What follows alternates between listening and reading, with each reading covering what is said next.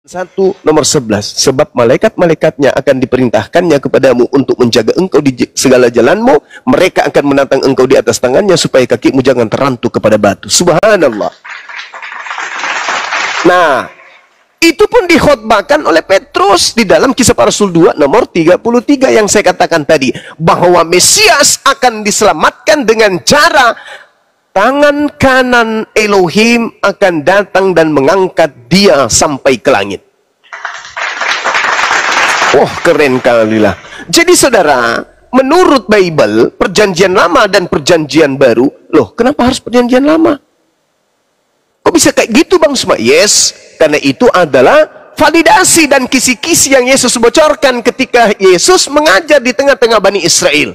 Kok bisa? Ada dalilnya? Ada. Di mana Yesus membawa kitab Mazmur sebagai catatan-catatan yang harus digenapi tentang dirinya. Di dalam Lukas 24 nomor 44, memang aku harus pergi sebagaimana yang tertulis tentang aku, harus tergenapi semua yang tertulis tentang aku yang ada di dalam kitab Mazmur. Subhanallah.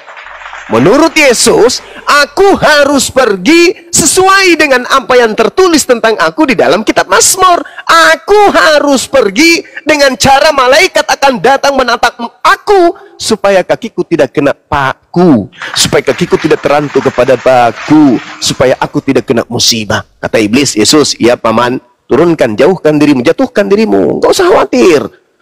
Tuhan akan datang menyelamatkan engkau dengan mengutus malaikat dan menyelamatkan engkau dan menatang engkau di tangannya. Dan itu terbukti. Dan itu terbukti. Ada nubuatan, ada tertulis tentang dia. Gitu saudara. Jadi Yesus itu tidak mengalami kematian, melainkan terangkat langsung ke langit.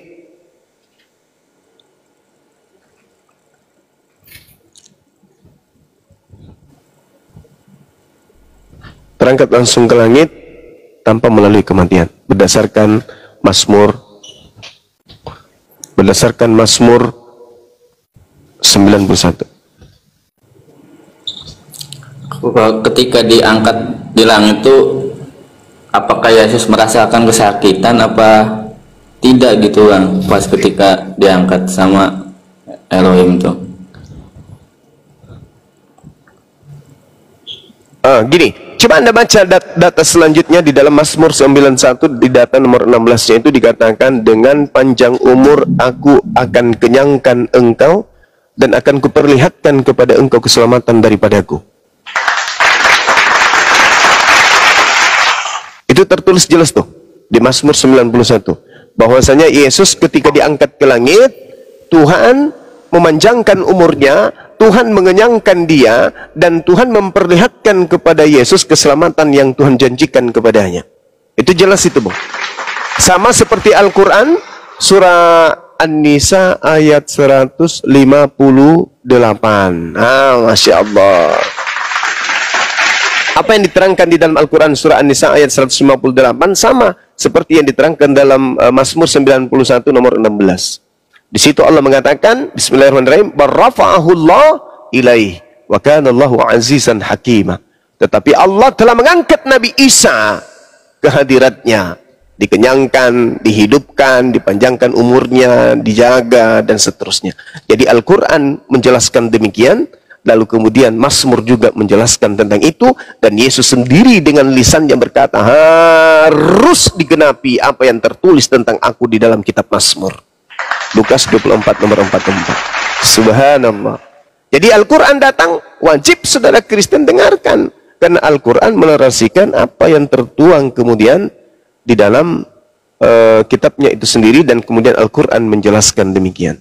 Saya kira begitu, saudara silakan.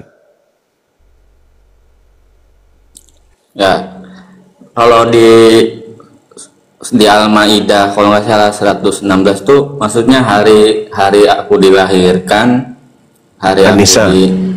Surah Maryam itu. Al-Maidah 116 kalau nggak salah. Bukan. Hari aku dilahirkan, diwafatkan, dibangkitkan, itu Yesus wafat itu ketika hari apa? Iya. Jadi kalau berbicara mengenai surah Maryam yang Anda bawa tadi, itu berbicara sama seperti ayat 15-nya, bercerita tentang Nabi Yahya, dilahirkan, dimatikan, dibangkitkan kembali. Jadi apa yang diterangkan kemudian oleh Al-Quran yang Anda maksud, itu bercerita tentang doa Nabi Isa terkait 3 fase yang dihadapi manusia pada umumnya. Kita dilahirkan, lalu kita dimatikan, lalu kita kemudian dibangkitkan. Nah, Yesus juga begitu berdoa. Yesusnya itu berdoa, biarlah cawan ini berlalu, tapi jangan atas kehendakku, tapi atas kehendakmu. Nah, Bapak menghendaki Yesus mati enggak? Tidak. Bapak menghendaki Yesus itu panjang umur. Mazmur 91 nomor 16. Nah, kemudian terkait dengan dilahirkan, dimatikan, dibangkitkan, itu tak ada hubungannya dengan penyaliban. Saudara Kristen yang menggaungkan sama seperti yang di konsep imannya orang Kristen, enggak. Itu tidak berbicara mengenai penyaliban. Itu berbicara secara umum bahwa dia, Yesus, Isa akan telah dilahirkan, dan kelak Isa akan dimatikan, dan kelak setelah itu Isa akan dibangkitkan kembali. Itu maksudnya, nggak ada hubungannya dengan konsep penyaliban itu, Bang. Silakan. Mau berarti semua makhluk itu dibangkitkan gitu, Bang, ya? Iya. Dari pembangkitan gitu ya? Betul sekali. Yesus juga mengatakan itu di dalam Muhammad juga gitu, Bang. Benar sekali. Itu Yesus katakan dalam Yohanes 5 nomor 29. Itu, Bang. Manusia semuanya akan dibangkitkan, kata Yesus, untuk dihakimi berdasarkan perbuatan masing-masing. Iya. Sedikit Bang Zuma. Silakan. Itu David, kau Kristen apa? Maksudnya gereja apa deh? Gereja apa? Gereja itu Kristus Raja. Kristus Raja. Lukas 1:33. Kristus Raja itu kenanya di Lukas 1:33. Tetapi sayangnya di situ dikatakan begini, Yesus Kristus akan menjadi raja selama-lamanya bagi kaum Yakub. Apa saudara David ini Bani Yakub? Bukan. Nah, berarti Yesus bukan raja kalian, gitu, Bang. Coba Anda baca tuh Lukas 1:33. Dia akan menjadi raja selama-lamanya bagi Bani Israel, bagi Bani Yakub. Nah, ternyata Anda bukan Bani Yakub. Berarti Anda gimana? Kalau di Kisah Para Rasul itu dua yang menjelaskan mengutus Nabi sama seperti Musa itu Kisah Para Rasul 2. Maksudnya Kisah Rasul 3 nomor 22-23. Bukankah tertulis dalam kitab Musa bahwa Tuhan akan mengutus seorang nabi yang sama seperti Musa, dan akan terjadi bahwa siapapun yang tidak mendengarkan nabi itu akan dilenyapkan dari bangsa kita. iya. Nah, siapa nabi yang datang setelah Isa yang sama seperti Nabi Musa, yang mana siapa yang tidak mendengarkan nabi itu akan dibasmi?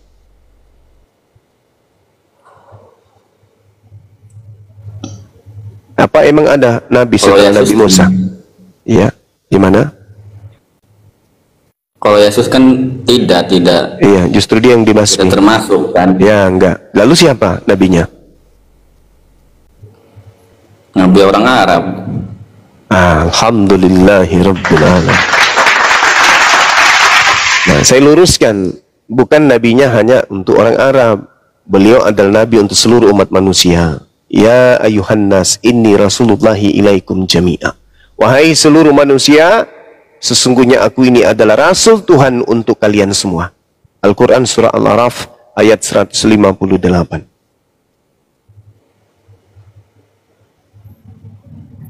Banyak kejanggalan benar ya Alkitab. Namanya aja sudah janggal. Bukan Alkitab namanya itu, Bible. Kumpulan buku-buku. Buku karangan Lukas, buku karangan Yohanes, buku karangan Matius, buku karangan Markus. Dan buku-buku karangan Paulus. 13 buku karangan Paulus. Sampai hari ini buku Ibrani pun tidak diketahui siapa penulisnya. Ini aneh. Ada sebuah buku yang diimani sebagai firman Tuhan, tapi tidak ditahu siapa penulisnya, yaitu buku Ibrani. Buku Ibrani ini sampai detik ini tak ada manusia satupun yang tahu siapa penulis kitab tersebut. Tapi dijadikan sebagai kitab suci.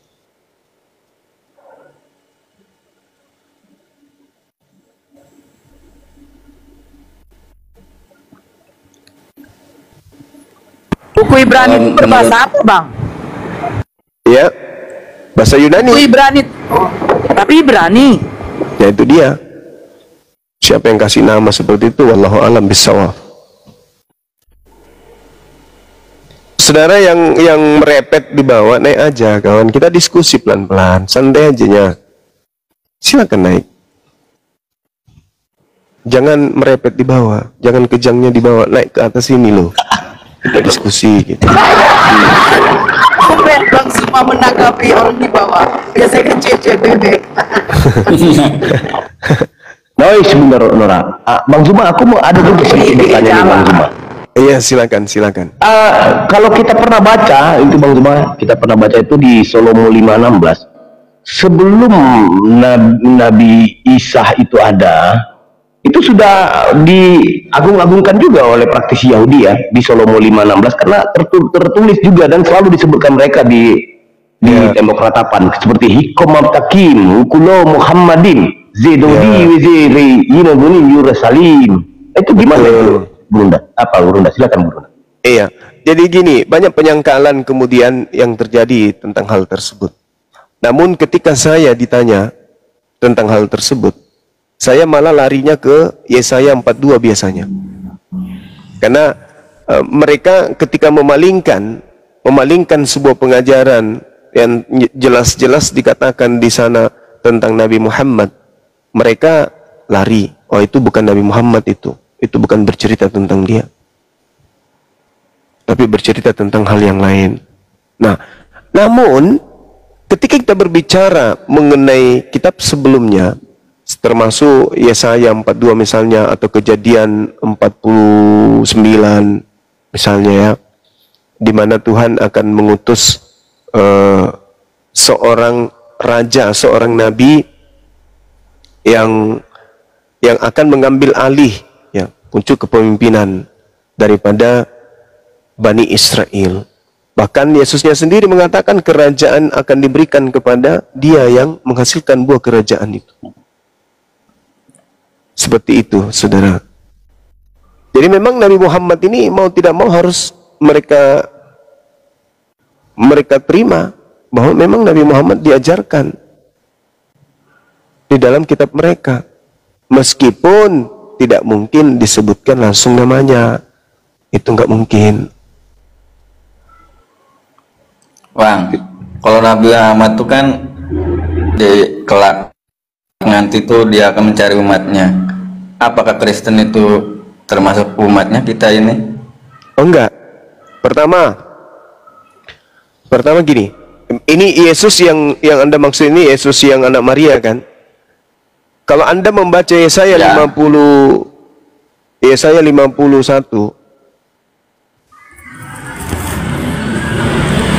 di situ jelas sekali tidak boleh kemudian orang-orang yang tidak bersunat itu masuk ke dalam Yerusalem baru.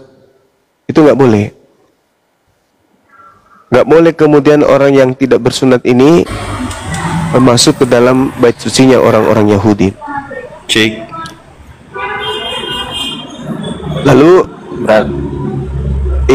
Lalu di dalam Yehezkiel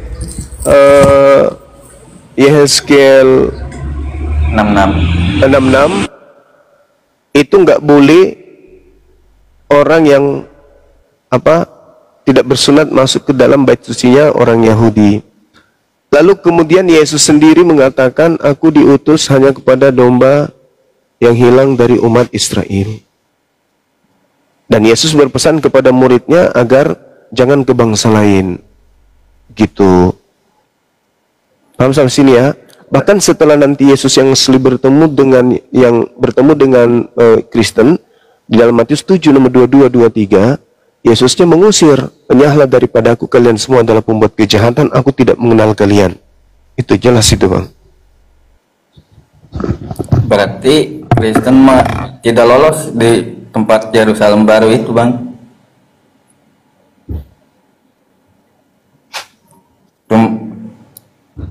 Hanya orang Islam yang lolos di situ.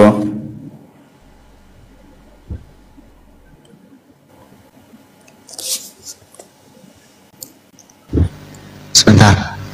Ya, Gurunda, suaranya hilang, Gurunda.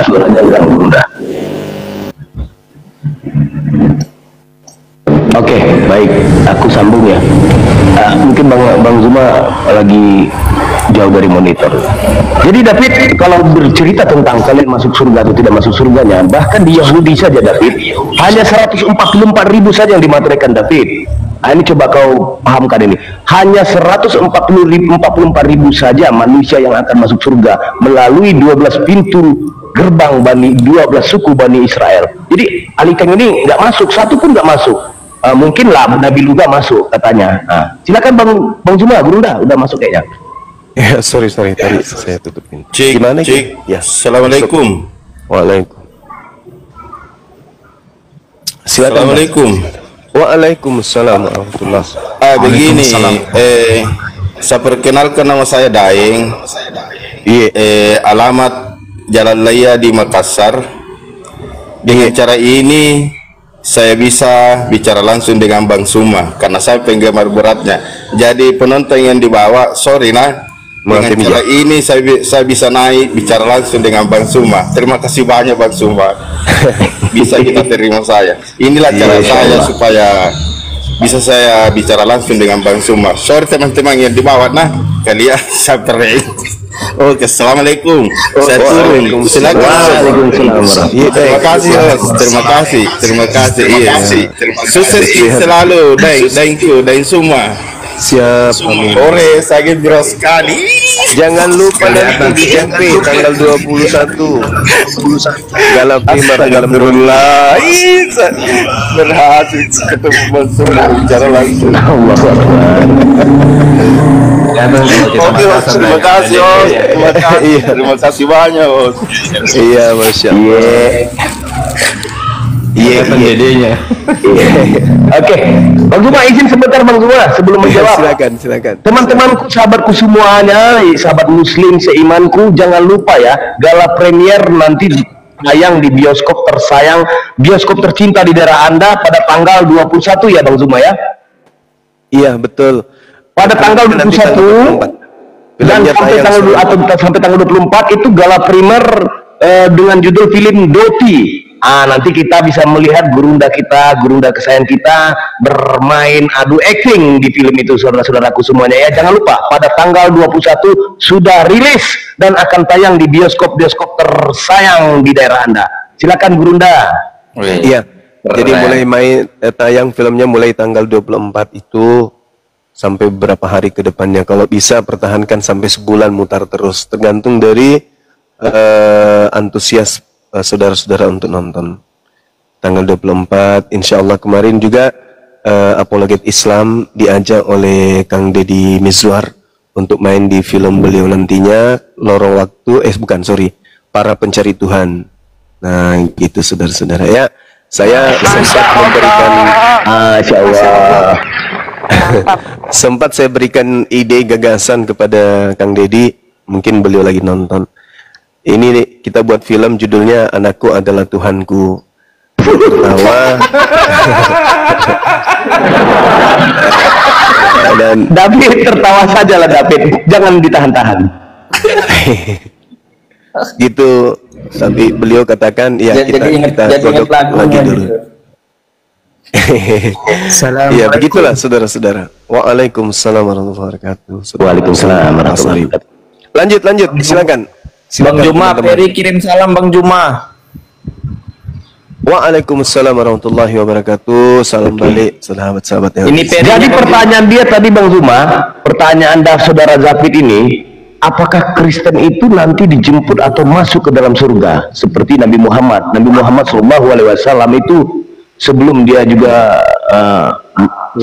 sakratul maut ya, wafat, dia pasti dia selalu memikirkan umatku. Apakah di kekristenan itu akan dipikirkan mereka ini Bang Zuma? Silakan Bang Zuma.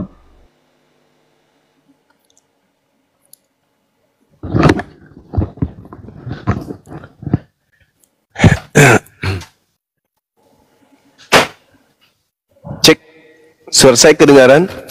Merdu apa merdu? Saya tidak dengar tadi, ada pertanyaan kah? Coba pertanyaannya David, diulang lagi David, karena katanya kan, kenapa Nabi Muhammad memikirkan umatnya dan menjemput umatnya, sedangkan kekristenan apakah sama? Katanya begitu Bang Zuma. Oh ya, baik. Apakah memikirkan Kristen juga gitu? Iya, dari pola kematiannya saja meninggalkan dunia ini, Nabi Muhammad sejenak sebelum beliau pindah alam, beliau yang mulia ini menyerukan, ummati, ummati, ummati, umatku, umatku, umatku. Ini di penghujung hidup, masih sempat-sempatnya beliau memikirkan umatnya. Andai saja dia ini bukan kemudian juru selamat, maka ngapain dia peduli orang lain sementara dia sudah berada pada detik-detik kematian. Tapi menjelang dia meninggalkan umatnya, apa seruannya? Ummati, umatku, umatku, umatku. Berbeda dengan Yesus. Sejenak dia sebelum meninggal, apa teriakannya? Eloi, Eloi, lama sabaktani. Malah dia memanggil Tuhan, Tuhanku, Tuhanku, mengapa kau meninggalkan aku? Loh, kok beda ini, kayak mana ceritanya? Berbanding terbalik. Berbanding terbalik. Seorang manusia tidak tega meninggalkan pengikutnya dengan teriak, umatku, umatku, mohon keselamatan untuk umatku. Lah ada Tuhan kok. Malah dia selamatkan dirinya yang dia inginkan. Mengapa engkau meninggalkan aku, selamatkan aku, kok bisa kayak gitu loh. Jadi jauh berbeda gitu ya kan ya. Tapi sekali lagi itu adalah cocokologi orang-orang dahulu menganggap bahwa di Mazmur 22 itu bercerita tentang Yesus. Padahal itu sama sekali bukan bercerita tentang Yesus. Kemudian Nabi Muhammad SAW dijelaskan di dalam Al-Quran surah apa itu teman-teman? Fussilat kalau nggak salah ya. Apa yang diterangkan di sana? Bahwasanya Allah Subhanahu wa Ta'ala menjelaskan siapa yang lebih baik perkataannya itu hanya orang-orang yang berserah diri, yang menyeru kepada Allah.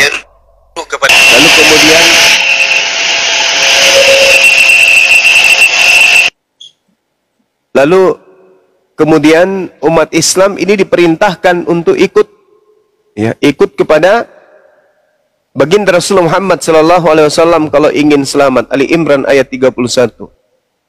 Qul in kuntum tuhibbunallaha fattabi'uni yuhibbukumullah wa yaghfir lakum dzunubakum wallahu ghafurur rahim. Siapa yang ingin selamat masuk surga, kata Quran, ikut Nabi Muhammad. Itu jelas itu. Siapa yang ingin masuk neraka, diusir oleh Yesus, ya masuk Kristen. Ada bukti? Ada. Di mana? Matius 7, 22, 23. Itu terus Bang Suma. Apakah ada dalil lain? Ada. Di mana orang Kristen ini dikatakan sebagai orang neraka? Di dalam Matius 23 nomor 15. Ayo. Orang Kristen baca dalil itu. Benar enggak? Kalian itu disebut sebagai orang neraka. Betul. Dalil itu jelas tertulis seperti itu. Tapi kalau umat Islam, qad aflahal mu'minun. Beruntunglah orang-orang Islam mukmin. Mereka ini adalah pewaris surga Firdaus. Subhanallah.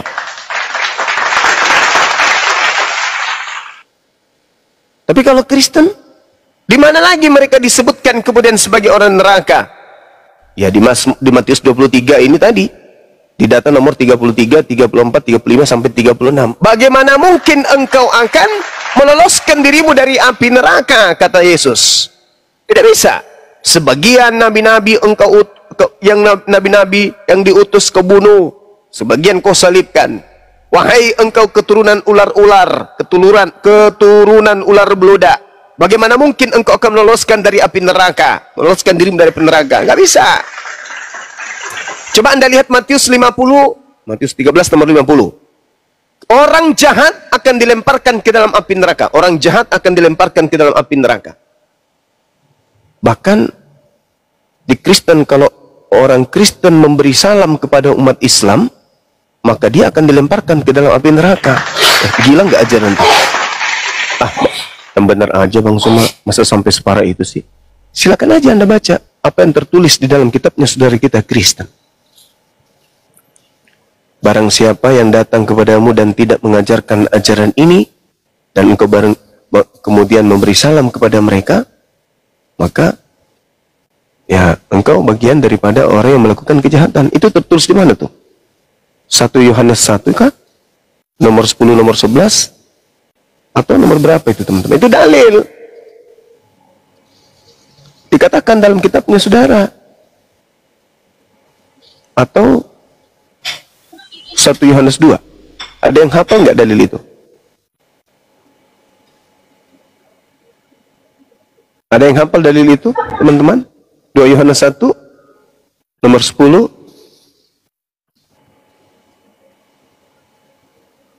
Ada yang pernah baca dalil itu? 2 Yohanes 1, nomor 10. Orang Kristen kalau memberi salam kepada umat Islam, mereka akan dimasukkan ke dalam neraka.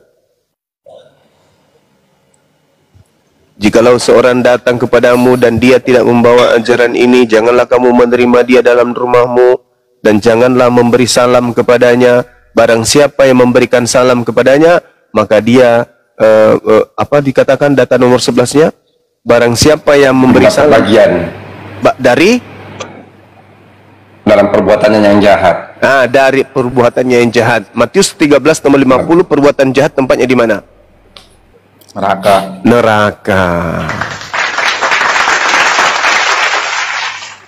Ya toh? Jadi beri salam saja kepada umat Islam itu diganjar neraka di dalam agama Kristen berdasarkan dalil. Itu berdasarkan dalil. Tapi mungkin saudara kita Kristen punya tafsiran lain, ya kita memahaminya begitu. Seperti itu teman-teman sekalian. Jadi Parah toleransinya ya Gurunda ya. Tidak ada toleransi bagi mereka ya. Coba baca Ulangan 20, nomor 10, nomor 11, nomor 12. Ulangan 20, nomor 10, 11, 12. Iya. Coba sebelum diambil alih ya teman-teman, saya mau makan siang dulu. Silakan. Dibaca dulu Bang Kaisar sebelum ya silakan. Ulangan 20. Sebentar. Apabila kota itu menerima tawaran perdamaian itu dan dibukanya gerbang bagimu, maka haruslah semua orang yang terdapat di situ melakukan pekerjaan rodi Belanda bagimu dan menjadi hamba. Udah jadi budak lagi. 12. Tetapi apabila kota itu menyerahkan ke dalam tanganmu, maka haruslah engkau Belanda membunuh seluruh penduduknya yang laki-laki dengan mata pedang. Belanda. Hanya perempuan, anak-anak, pilih-pilih Belanda. Ngeri sekali nih. Itu lanjut Bunda. Hanya perempuan, anak-anak, hewan, dan segala yang ada di kota itu, yakni seluruh jarahan itu, boleh kau rampas. Cengkeh, hasil alam, mana yang perawan, mana yang bisa dimakan, balanda. Berat. Iya. Lanjut dulu lah. Itu kitabnya Belanda atau bukan yang Anda baca tadi? Tapi Yohanes, Gurunda, tapi Yohanes ini orang Belanda kah, Gurunda? Apa? Ulangan ini orang Belanda kah, ulangan ini? Bukan, tapi kan kitab perjanjian lama itu harus digenapi di perjanjian baru. Ah, gitu. Saya kira orang Belanda, orang Portugis, orang Spanyol.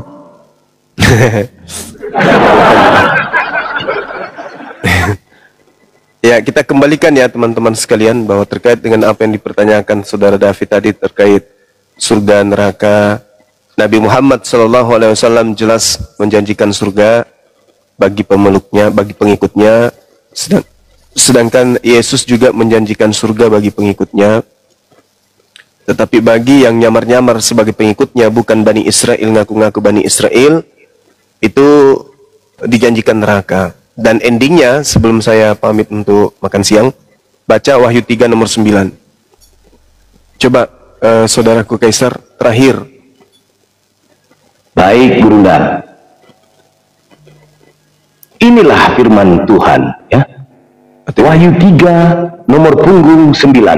Lihatlah beberapa orang dari jemaah iblis, yaitu mereka yang menyebut dirinya orang Yahudi, tetapi yang sebenarnya tidak demikian, melainkan berdusta, akan kuserahkan kepadamu sesungguhnya. Aku akan menyuruh mereka datang dan tersungkur di depan kakimu, dan mengaku bahwa aku mengasihi engkau. Dipaksa. Orang yang bukan Yahudi, mengaku Yahudi, disebut jemaat apa? Sibilisis. Jemaat iblis. Yang bukan orang Yahudi, ngaku Yahudi, Irwani, itu jemaat iblis. Kenapa lah mesti diperjelas sibilisnya, ya kan? Nggak enak kita, Bang. Nggak enak kita, ya kan? Kan kitabnya begitu bunyinya. Saya membaca loh itu. Iya. Tapi sebelum Bang Zuma makan, saya mau tanya dari tadi nih ya. Tapi karena noise. Nah, ini Bang, kira-kira waktu kecil itu Abang sampai sekarang makanannya apa ya? Kalau boleh tahu, saya boleh tahu. Ikan. Ikan apa kalau boleh tahu? Ikan yang banyak ku makan itu ikan bandeng, ikan kue. Tahu ikan kue? Terus ikan yang ada di kota Dumai, satu-satunya wilayah yang memiliki ikan itu. Ikan tipis sekali ikannya, tapi tulangnya banyak. Ikan apa? Ikan apa namanya itu? Beledang, bukan? Beledang ya? Yang tipis sekali. Iya, baledang. Oh, keren kali ikannya kalau digoreng gurih itu, masya Allah, lupa sama mertua. Ya, betul. Ikan biang. Orang-orang sana bilangnya ikan biang. Ikan biangnya itu mantap kali, ikannya tipis. Iya. Yang putih. Banyak tulang, tapi kalau digoreng itu kan gurih Medan, itu mantap. Bang. Dari Medan. Di Medan saya lama nggak ada kuda apa ikan kayak gitu. Iya, di Dumai karena aku Abang dapat. kan tidak semua. Emang Abang seperti apa? Mau masuk ke pasar-pasar belusukan, pencoblosan, enggak kan? Iya. Gurunda, tadi ada yang mau mualaf, Gurunda. Silakan naik yang mau mualaf tadi katanya. Silakan naik. Salam kenal ya, saudara-saudara saya ya, bukan daerah. Kenapa saya tanyakan itu? Salam Pasar Ibu. Iya, Gurunda, salam kenal. Ya, salam kenal ya. Karena Adinda, di apa Abang itu Gregorius, salam kenal semuanya. Ada banyak ayat Bible, ayat Al-Quran dengan hadis itu menumpuk, itu gimana? Nggak muntah ya? Nggak ya? Apa itu, Dek? Diisi kepala Abang kok terlalu banyak data-data itu, apa nggak muntah? Nggak ya? Enggak lah, insya Allah. Enggak, Masya Allah. Masya Allah. Inilah umat muslim. Satu-satu sebelum kita izin makan. Ini kan saudara-saudara kita Kristen kan sudah melihat tuh, kita punya Dr. Zakir Naik yang pasang badan untuk ditanyai tentang Al-Quran, ditanyai tentang Bible. kita juga pingin ada dong dari Kristen yang seperti Dr. Zakir Naik juga pasang badan untuk ditanyai tentang Bible kan gitu. Kalau pasang badan ada bang, bom. Pasang badan ada bom. Itu pasang perut itu. Iya itu kan pasang badan. Ya kan, pingin kali ada dari saudara kita Kristen kan ada beritakanlah Injil kepada seluruh makhluk. Nah, kita pingin ada dari Kristen ini yang bikin acara seperti Dr. Zakir Naik. Pasti kalau dia datang di Indonesia penuh jutaan, ratusan juta umat Islam akan datang bertanya. Itu Gurunda, itu bahaya Gurunda, itu bahaya nanti ditangkap sama Pak Pol karena percobaan bunuh diri itu Gurunda. Bahaya itu, percobaan bunuh diri. Dia bang. Gimana makan malamnya bang semalam? Sukses ya. Masya Allah, alhamdulillah, luar biasa, beliau antusias. Zuma, Mr. Zuma, yes, iya, Zuma, boleh kak di bawah ini, togi kak pak. Ya, oh iya, pada boki. Dia bahasa Inggris, saya bahasa Inggris. Iya, waalaikumsalam. Masya Allah. Beliau bahasa Inggris, saya bahasa Bugis nyambung loh rupanya, Masya Allah. Roh Kudusnya bagus, mengerti seluruh bahasa asing dia. Iya, dia yang memperhatikan ini apa, mengerti bahasa asing. Saya orang Muslim bang. Iya. Iya bang, sabar bang. Dulu bernarasi dulu bang Zuma. Sebentar bang, jangan dipotong ya bangku. Kita diajarkan beradab. Silakan bang Zuma lanjut. Oke, saudara Boyas, Yans, thank you sebentar ya bang ya. Semalam itu beliau luar biasa ya, memberikan ruang bertanya dan anehnya di antara peserta yang hadir, dia lebih mengedepankan yang bertanya non Muslim. Itulah hebatnya. Jadi sebegitu banyak orang kemudian angkat tangan yang ingin bertanya, beliau mempersilahkan yang non Muslim. Kan undangan semalam itu adalah undangan spesial, tidak seluruh orang diundang. Ya hanya orang-orang yang dianggap mungkin punya kepentingan dalam hal dunia apologet lah yang diundang. Jadi ada beberapa artis termasuk Gunawan Ivan muncul, kemudian Merah Pesulap juga ada, Untung Ari juga ada. Semua kita kumpul di sana semalam itu ya, bercanda di sana untuk mendukung kegiatan ini agar bisa berjalan dengan baik. Nah, kami mengharapkan ada dari kalangan Kristen juga yang tampil seperti Dr. Zakir Naik. Masa anak-anak Tuhan kalah gitu kan? Kami ini cuma anak Indonesia berani, kalian anak Tuhan masa nggak sanggup? Apa kek kamu bikin di Senayan, ambil narasumber siapa gitu dari kalian yang hebat tentang Bible, kemudian undang Islam datang bertanya tentang Bible. Gimana mudah mengundang, sedangkan kita aja nggak ada aja. Idenya Bang Suma ini adalah ada saja bunuh diri berarti. Bang Zuma, iya gimana? Bang Zuma, aku sebenarnya mau ngasih tahu, cuman waktu kita ketemu di API Riau, ya kan, kita kan makan tuh sambil berdialog memakai speaker gede kan? Iya. Nah, karena saya orang Batak, jadi di waktu kita keluar itu kan rame kan? Ini di belakang itu kan rame. Itu kan orang Batak, jadi mereka itu tahu nggak menggibah Bang Zuma. Demi Allah, aku bilang, mereka tahu Bang Zuma bikin. Sedangkan yang di tempat kita baru keluar pintu, di situ itu ada sekitar bilang nggak 20 orang, tapi yang di depan kan ramai. Jadi begini sahabatku semuanya, memang aku bukan memuji ya, Bang Zuma ini wangi sahabatku, wangi. Sudahlah berwudu, tetap juga wangi ya. Terus orang yang tidak kami kenal, mungkin yang bukan bukan dari bagian Laskar ataupun API Riau, itu banyak minta foto sahabatku, banyak sekali, nggak tahu siapa-siapa. Dan Oten sebenarnya pengen minta foto Ali Teng itu, cuman nggak ya beraninya gibah aja. Karena ada yang bilang, Dereng, si Zuma di TikTok gitu. Nah itu artinya, tengok itu si Zuma yang di TikTok itu. Aku ketawa aja dalam hati, kenapa nggak minta foto kalian? Banyak guys, banyak sekali di waktu di kafe itu. Ada. Saya malah disambut yang non. yang non juga. Ini Bang Zuma ya, iya. Saya sering perhatikan Anda di TikTok. Oh, Islam? Bukan, saya Kristen Bang. Sebenarnya saya jengkel sama abang, tapi nggak apa-apa lah. Salaman. Ada. Ceritakan dulu Bang Zuma, yang tidak pakai masker dan pakai masker.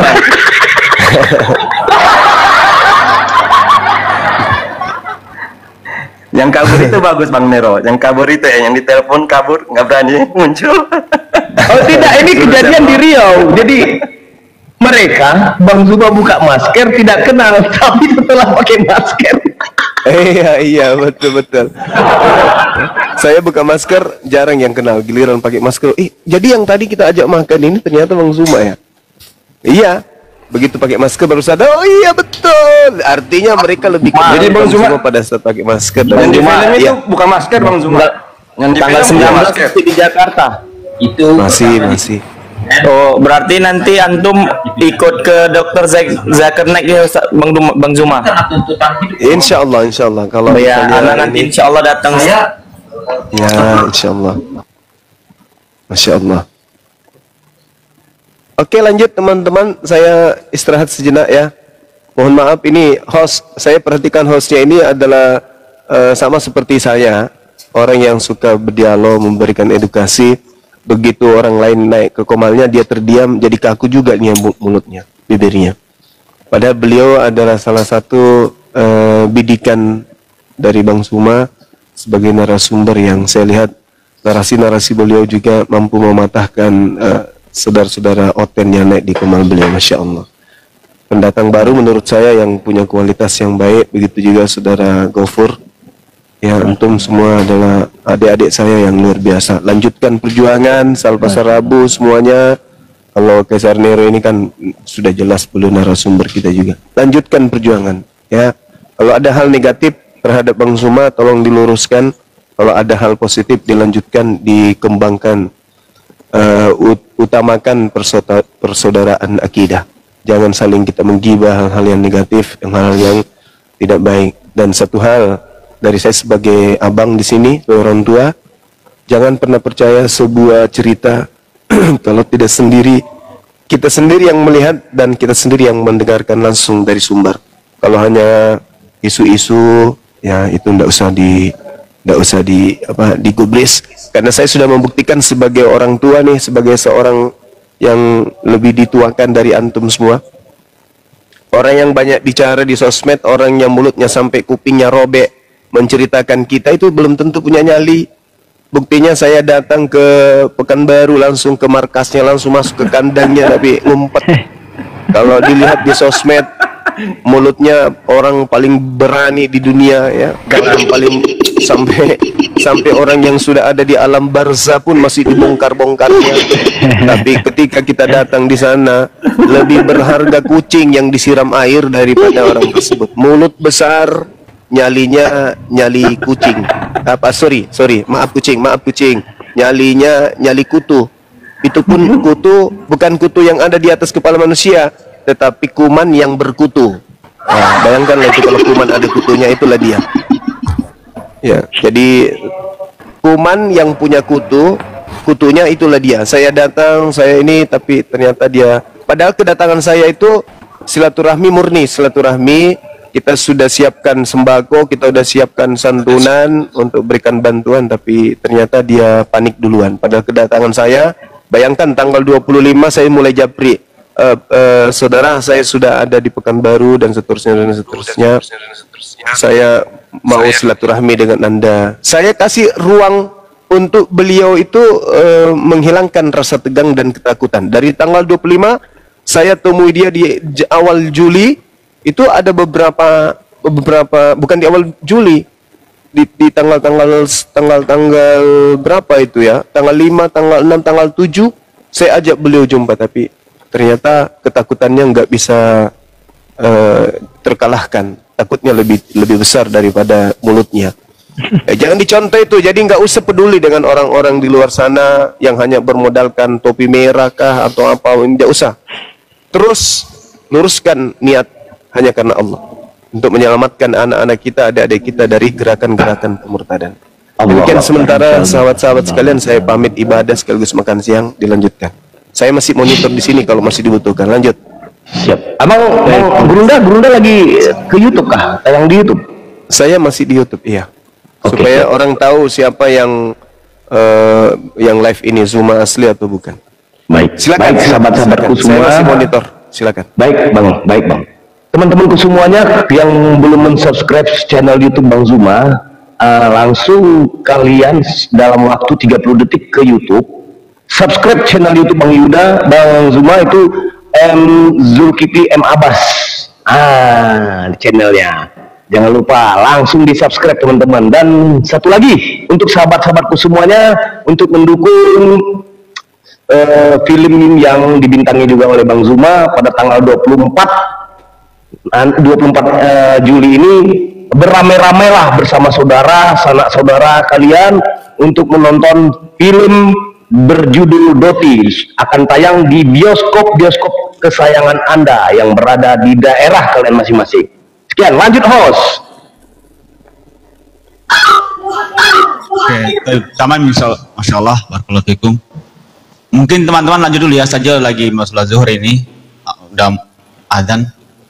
Mungkin teman-temanku yang moderator bisa melanjutkan, Bang Gopur, Bang Sal, Bang Ical, dan semuanya saya titipkan ya. Ana juga izin turun. Dia menyatakan bahwasanya dia ingin barakallahu. Bang Black, aku ini aku jadikan momot dulu Bang. Oke, udah dijadikan momot. Saya akun 1 kena tombak. Ini jadikan momot ini Bang Gregorius. Biar aku naikkan yang mana? Oke, siap abangku. Oke, siap. Terima kasih Abang David. Kapan terakhir engkau ke gereja? Kapan terakhir engkau ke gereja? Izin Bang Maria agak noise ke Maria. Kapan kau David terakhir kali pergi ke gereja? Pas itu Jumat Agung. Jumat Agung itu dari mana kau dapat bahasa Jumat Agung?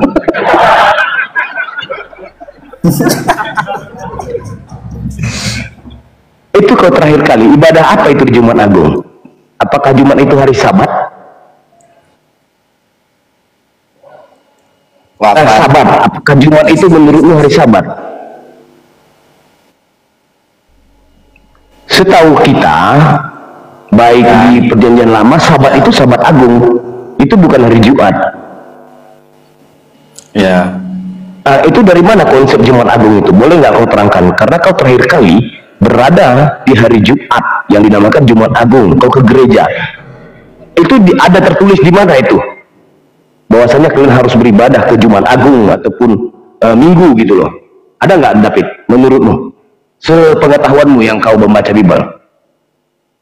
Nggak ada sih. Nggak ada. Itu siapa yang bikin? Program siapa itu? Gerejanya kali. Kenapa kau ikuti? Dari kecil kan sudah diajak orang tua. Iya, sudah didoktrin ya. Iya. Menurut dirimu, kau bertanya kepada dirimu sendiri, kau itu pengikut Kristus atau pengikut gereja? Kristus. Pengikut Kristus. Kristus itu sendiri mengatakan bagaimana tata cara untuk berdoa dan beribadah. Ingat nggak yang dikatakan Bang Zuma tadi? Sudah banyak itu. Iya, saya. Nah, menurutmu lah gitu kan?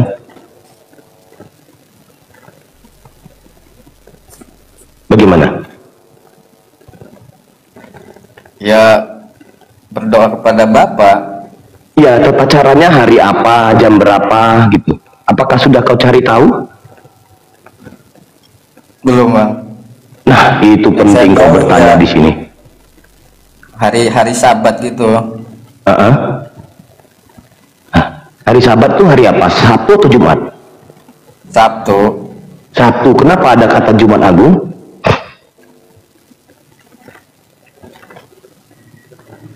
Iya, nggak tahu. Nah, itu dia, berarti kau pengikut gereja, bukan pengikut Kristus. Saya masih awam gitu. ya nggak apa-apa lah. Makanya sering-sering nanti kamu di roomnya Bang Gregorius bertanya kepada Bang Zuma juga, itu sih sebenarnya wadah di sini memberikan kalian itu kebebasan untuk bertanya. Kalaupun ada sedikit untuk membantah, kita naikkan tema atau kita bahas satu judul diskusi yang akan kita bahas gitu kan, tidak masalah itu. Engkau boleh membantah, tapi membantahnya dalam artian, tapi begini bang, tertulis di gini-gini begini-begini bang, bawa data gitu loh kan, enak begitu. Jadi selain engkau mendengar, engkau pun ada sedikit bertanya gitu. Itu sangat dianjurkan untuk diskusi sehat gitu. Bang Zuma juga memberikan kalian itu wadah untuk bertanya, room muslim yang lainnya. Tapi kalau kalian masuk ke rumahku, mohon maaf, mengerikan David. Serius, aku karena menampung para penghujat, tapi yang open camp, begitu. Ya. Tapi kalau Bang Zuma dan teman-teman yang lain luar biasa memberikan wadah yang wow, sangat luar biasa. Mungkin bisa kau perbandingkan. Jadi kembali kita ke tema sebelumnya, karena kami ini timnya Yesus, sedangkan Kristen itu timnya Paulus. Setuju nggak kau di situ? Setuju. Nah, tepuk tangan untuk Yesus. Gampang kok. Haleluya. Janganlah. Haleluya itu apa artinya coba? Aku pengen tahu. Pujian. Pujian pun kau cantik sekali deh, itu pujian. Definisi kata haleluya. Ya, saya mau ngikut-ngikut aja. Ya Allah ya Karim. Lanjut Bang Gofur, ini pelan-pelan ini. David sangat santun ini. Lanjut. Saya juga di sini sebentar lagi mau prepare dulu. Pardu, silakan. Iya, dan betul Bang David, karena belum terlalu jauh memahami ya. Sebenarnya kalau kita mau tahu tentang Bible pun, kita harus tahu juga apa yang dikatakan Yesus. Makanya Bang Kaisar selalu mengatakan kita itu timnya Yesus, sedangkan Kristen itu timnya Paulus. Nah, karena apa? Ternyata apa yang dikatakan Yesus itu pada faktanya itu tidak dilakukan oleh kekristenan yang mengaku bahwa dirinya itu adalah seorang pengikut Kristus. Faktanya yang terjadi adalah mereka mengikuti apa yang dikatakan oleh Paulus, ya, bahwa Yesus mengatakan dengan jelas, tema Israel Adonai Elohinu Adonai Echad, ya. Dengarlah wahai Israel, Tuhan kita Tuhan Allah itu Esa. Esa itu artinya tunggal, satu-satunya.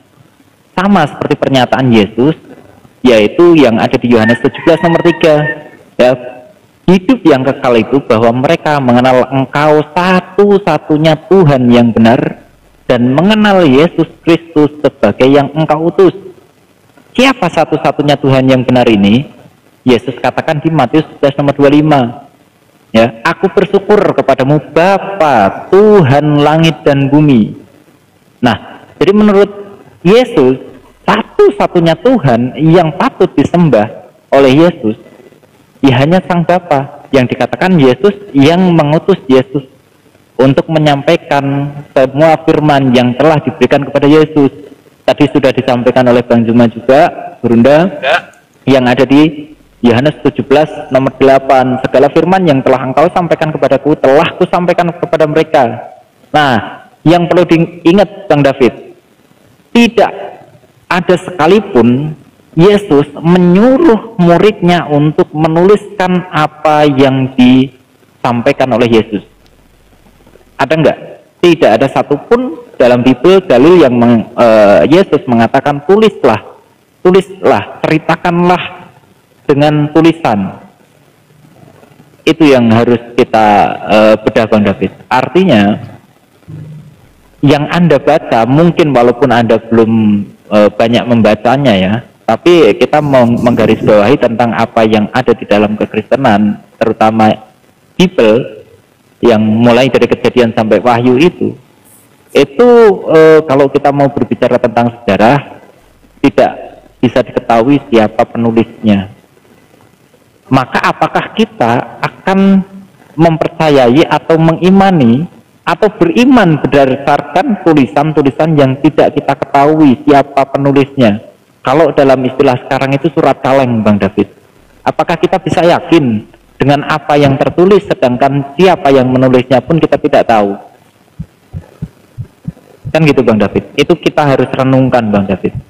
Kalau Al-Quran jelas ditulis oleh siapa, yang menulis siapa, kapan ditulisnya, siapa selaku verifikatornya, siapa yang memverifikasi tulisan-tulisan Al-Quran itu sehingga Al-Quran itu bisa kita nyatakan, bisa kita yakini atau bisa kita jadikan untuk pedoman. Nah, Al-Quran bisa menjawab itu. Gitu Bang David. Silakan, mungkin boleh ditanggapi Bang David.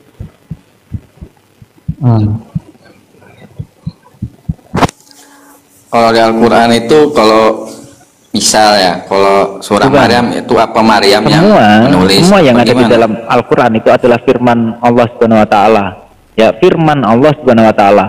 Ya, konteksnya Allah menceritakan kepada Nabi Muhammad bahwa ada kisah-kisah sebelum Nabi Muhammad itu datang, termasuknya kisah dari Nabi Isa dan kisah dari Siti Maryam. Allah menceritakannya kepada Nabi Muhammad sehingga yang tadi dijelaskan oleh Burunda juga, Allah memuliakan kembali sosok Nabi Isa alaihissalam yang telah didustakan, yang telah dihinakan oleh para kaumnya, para ahli kitab sebelum Nabi Muhammad. Maka Nabi Muhammad diutus untuk menjadi pelurus atau untuk menjadi penyempurna atau membenarkan apa-apa yang telah diselewengkan atau apa-apa yang telah didustakan oleh ahli kitab sebelum Nabi Muhammad. Termasuknya adalah ketika Yesus, ketika Nabi Isa itu dikatakan tersalib. Wa ma qataluhu wa ma salabuhu walakin subihalahum. Ya, Al-Quran menjelaskan, Allah Subhanahu Wa Taala menjelaskan kepada Nabi Muhammad bahwa pernah ada penyaliban dan pernah ada pembunuhan, namun bukan Nabi Isa. Nabi Isa diserupakan. Itulah yang dinamakan memuliakan kembali nama Nabi Isa alaihissalam, karena sejatinya Nabi Muhammad, para utusan Allah Subhanahu Wa Taala, para utusan Tuhan itu tidak akan pernah dihinakan dan hidupnya akan selalu dilindungi oleh Allah Subhanahu Wa Taala. Gitu Bang.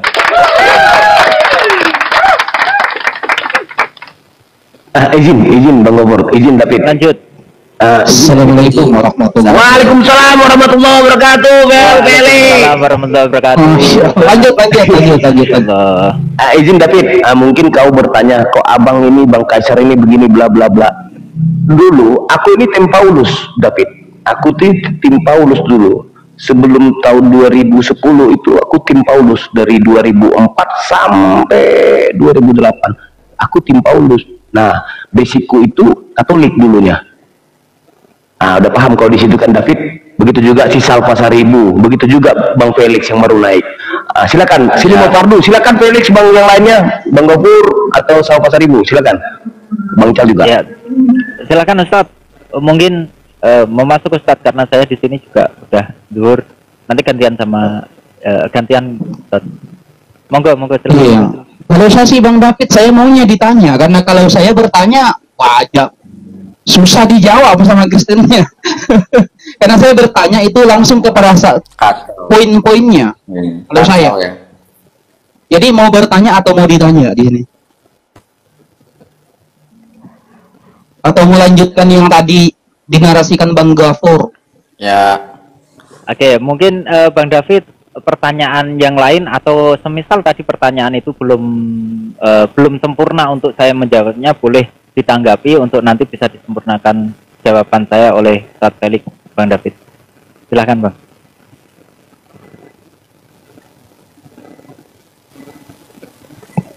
Ya, kalau Nabi Muhammad sama Nabi Isa itu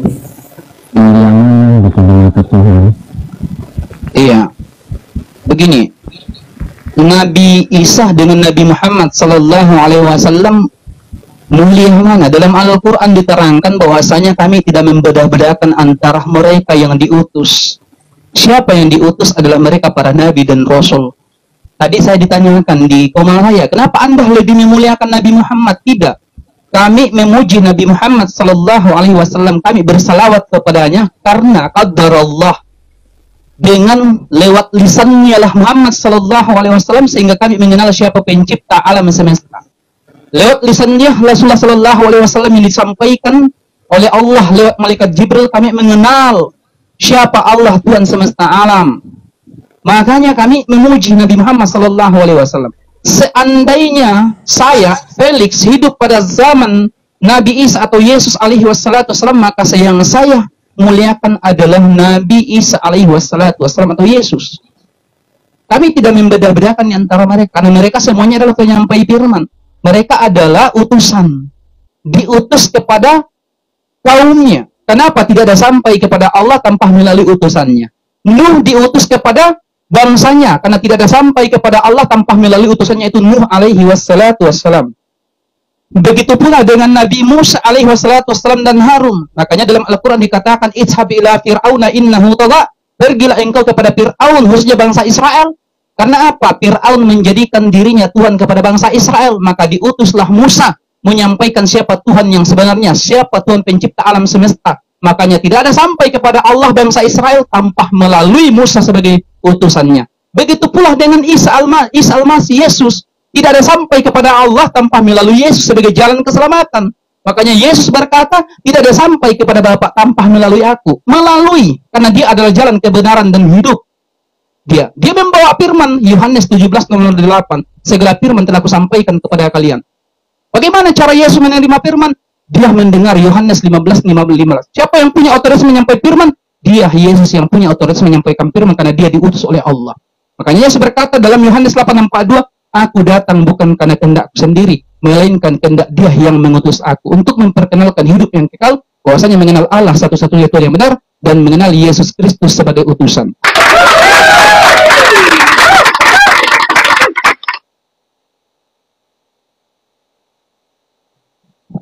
Gitu Bang David.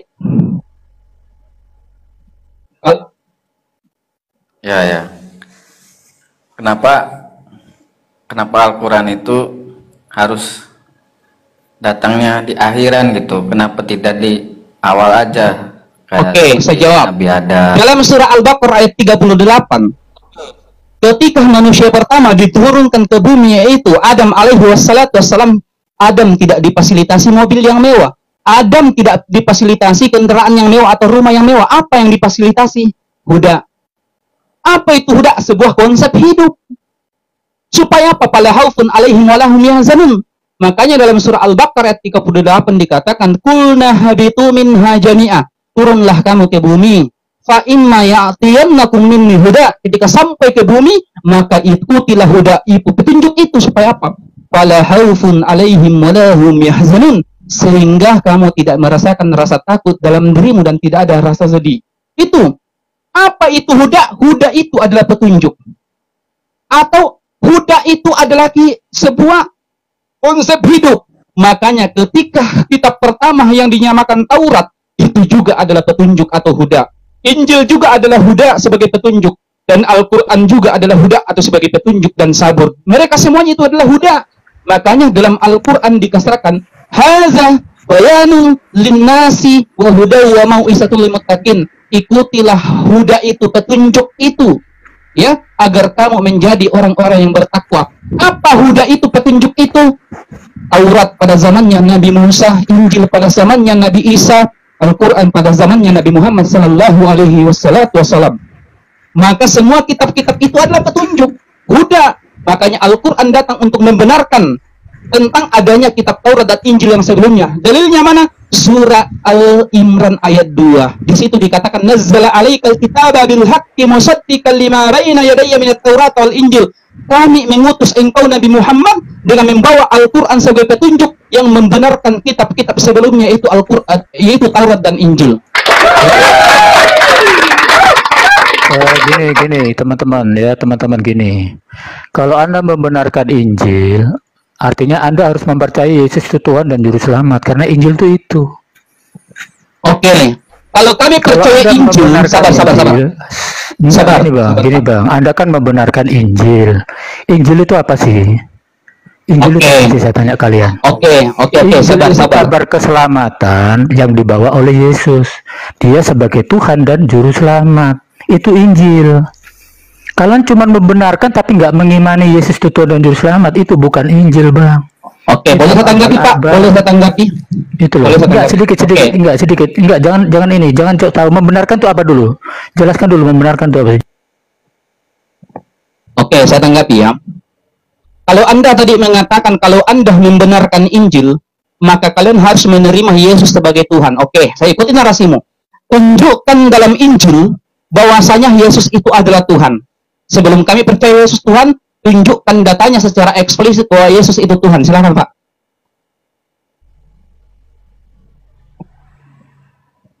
Ayo tunjukkan dalam Injil bahwasanya Yesus adalah Tuhan.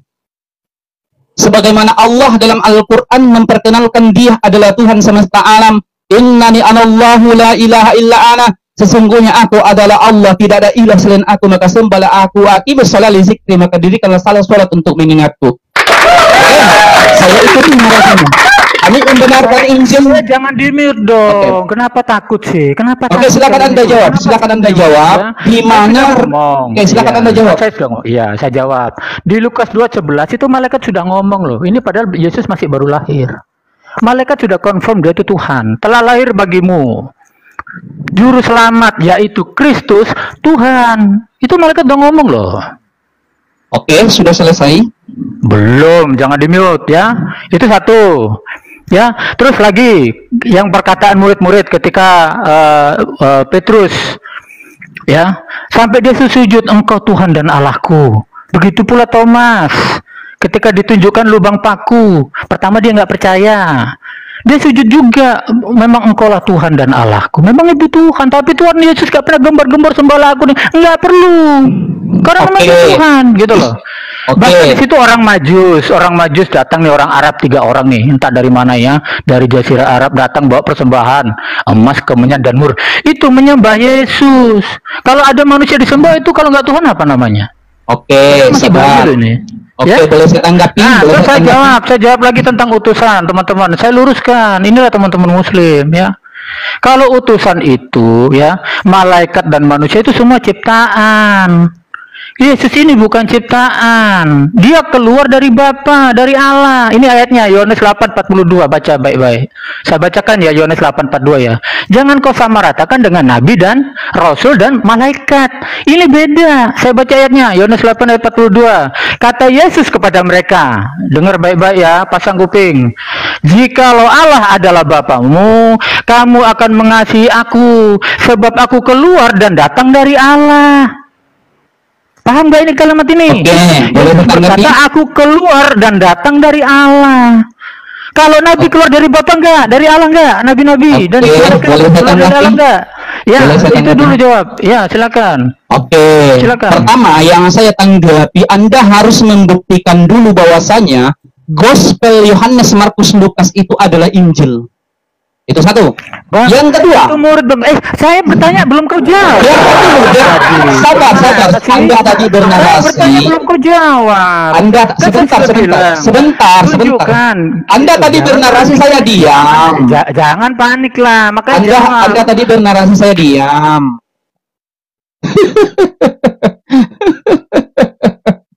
Iya, sabar. Ya, dengarkan dulu saya. Kita bahas utusan dulu, jangan kemana-mana. Bahas utusan dulu. Coba, Yesus ini utusan bagaimana? Setelah ayat yang bacakan tadi, Yohanes 8 ayat 42. Silakan ditanggapi. Sabar. Saya tanggapi dulu narasi kamu. Mengatakan bahwasanya Gospel itu adalah jangan balik situ. Saya ngomong utusan dulu. Kok Anda intervensi saya? Sekarang Injil saya jawab. Oke, saya jawab. Kau diam dulu. Saya jawab Injil. Ya, satu-satu. Iya. Suruh diam dulu, Bang. Suruh diam. Satu-satu jawabnya. Pertanyaannya satu-satu saya jawab. Apa tuh? Satu-satu pertanyaannya saya jawab. Kau diam. Kau diam dulu. Satu saya jawab. Orang mau jawab, kau berisik ke setan kerasukan kau. Diam dulu. Apakah sapi betina ikut nulis? Kan saya kau diam dulu, woi. Apakah sapi betina ikut? Kau dengar nggak? Maka saya jelaskan Injil apa? Ya, Injil itu yang menulis murid-murid, bukan Diam dulu. Bukan binatang kayak sapi betina, apalagi itu laba-laba, surat laba-laba. Nggak bisa diam ya. Ya, jadi yang menulis itu murid langsung, manusia yang nulis, bukan binatang. Kalau kita lihat yang nulis. Iya. Pertama. Bukan manusia, kau memang hewan-hewan ternak, kau memang. Ulaika kal an'am. Manusia itu dikasih tahu, ditegur dengar. Itu manusia. Hewan ternak ditegur ngelawan. Memang kau panik. Assalamualaikum warahmatullahi wabarakatuh. Waalaikumsalam. Udah, sorry. Afwan ya, sorry. Ya, sedikit tadi sempat saya dengarkan di dalam Yohanes 8:42 kata dia gitu kan ya. Bahwa Yesus dia buktikan Tuhan karena keluar dari Tuhan. Ini adalah kebodohan permanen yang dipertontonkan oleh tadi saudara kita penyembah makhluk kuburan ya. Di dalam Matius 4 nomor 4 jelas dikatakan di sana manusia seluruhnya berasal dari firman yang keluar dari mulut Tuhan. Jadi kalau yang keluar dari Tuhan adalah Tuhan, maka seluruh manusia berdasarkan pengakuan Yesus di dalam Matius 4 nomor 4, seluruh manusia adalah Tuhan. Parah kali lah. Inilah yang Yesus katakan kepada muridnya, waspadalah kepada penyesat. Kalau kamu tidak waspada kepada penyesat, ya kau sesat kayak begini. Manusia yang keluar dari kubur, kau pikir Tuhan. Murid-murid Yesus ketika ada oknum yang keluar dari kubur, murid Yesus mengira hantu. Lukas 24 nomor 37. Mereka mendengarkan dan melihat Yesus, mereka kaget dan ketakutan sebab mengira melihat hantu. Murid-murid Yesus ketika melihat Yesus keluar dari kubur, dikiranya hantu. Ente mengiranya Tuhan. Wah, parah bah. Jadi saudara, ketika dikatakan tadi oleh penyembah makhluk kuburan itu, dikatakan bahwa Yesus Tuhan berdasarkan Yohanes 8:42, justru Yohanes 8:42 itu membantah ketuhanan Yesus. Coba, Yohanes 8:42 itu membantah ketuhanan Yesus. Di mana dia membantah ketuhanan Yesus? Aku datang di atas muka bumi bukan atas kehendakku. Nah, ayo, bukan atas kehendaknya. Berarti kehendak siapa? Kehendak Tuhannya. Bah, parah. Yesaya 55 nomor 11, segala sesuatu keluar dari Tuhan. Berarti kalau keluar dari Tuhan, maka dia adalah Tuhan, maka segala sesuatu itu adalah Tuhan. Koplak. Kurangi menuhankan makhluk yang keluar dari kubur, bro. Biar sehat. Lanjut. Dinda Felix silakan diambil alih. Masya Allah, ada Bang Handi dan teman-teman yang lain. Silakan. Siap. Lanjut, Gurunda, lanjut Bang Suma. Saya kalau ada Bang Suma, ada Bang Suma lebih baik saya diam. Jangan. Kita berbagi. Masya Allah. Ya, penyembah makhluk kuburan tadi mana? Masih di bawah atau ini sudah suruh naik aja ke atas? Kalau memang beliau mau adu ngotot-ngototan, ya silakan dia berhadapan dengan tembok. Naik sini. Assalamualaikum. Yesus, waalaikumsalam warahmatullahi wabarakatuh. Yesus mengakui muridnya mengatakan dirinya utusan. Yesus mengakui dirinya utusan. Ini ada orang memaksa Yesus itu Tuhan itu sendiri karena ada dalil keluar. Ya keluar dari Tuhan bukan Tuhan. Bro, segala sesuatunya itu keluar dari Tuhan. Keluar itu artinya berasal dari Tuhan. Alam semesta ini semuanya berasal dari Tuhan. Yesus berasal dari Tuhan. Dalilnya mana? Yohanes 1 nomor 14. Dan firman itu telah menjadi daging. Parah. Tuhan tidak jadi-jadian, jadi daging lah, jadi apalah. Tuhan tidak jadi-jadian. Itu Tuhan yang benar, tidak pernah jadi-jadian. Ya, silakan. Banyu izin, ada tadi data dia pakai dua, ngotot sekali membuktikan Yesus Tuhan. Pertama, Lukas 2 nomor 11, sama orang Majus, Matius 2 nomor 1 sampai 12. Katanya orang Majus itu dari daratan Arab, dari mana begitu datang menyembah bayi gitu loh. Oke. Nah, ini diluruskan dulu. Silakan. Satu, saya luruskan. Lukas 2 nomor 11. Pada hari ini telah lahir. Sifat lahir itu bukan sifat Tuhan. Sifat lahir itu adalah sifat pada diri makhluk. Yang dilahirkan sudah pasti Tuhan. Sudah pasti ciptaan Tuhan. Nah, pada hari ini telah lahir bagimu juru selamat Kristus. Apa Kristus ini? Kristus adalah manusia yang diurapi Tuhan. Jadi yang lahir pada hari ini adalah manusia yang diurapi Tuhan, bukan Tuhan yang diurapi Tuhan. Sudah satu. Kemudian di pengajaran orang Majus kemudian datang.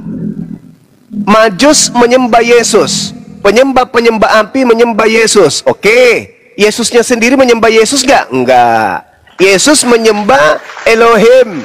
Eloah Abraham, Eloah Ishak, Eloah Yakub, itulah yang disembah oleh Yesus. Sedangkan orang Majus menyembah Yesus. Kristen hari ini menyembah Yesus. Berarti Kristen pengikut siapa?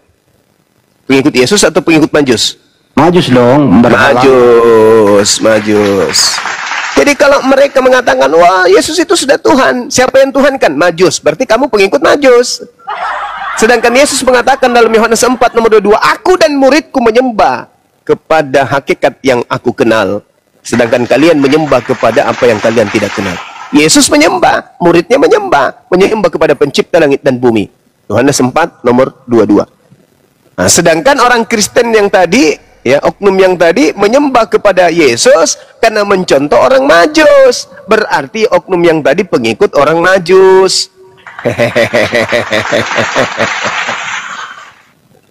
Silakan, saudara. Ada lagi satu yang menyembah Yesus, yang kerasukan iblis. Nah, Markus 5 nomor 1 sampai nomor 14 dan 15-nya itu ketika orang itu sudah waras, dia tidak menyembah Yesus lagi. Orang gila yang kerasukan setan begitu melihat Yesus menyembah Yesus. Jadi kalau kalian menyembah Yesus ya sama seperti orang yang diceritakan dalam Markus 5 tadi.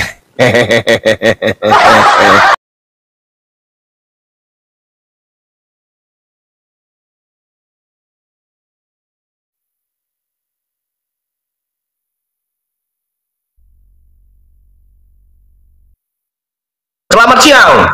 Silakan ya dulu dibuka mic-nya.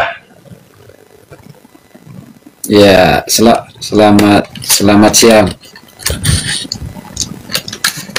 Ya, bagaimana? Bisa kau tanggapi itu perkataan Bang Zuma? Silakan, coba ditanggapi.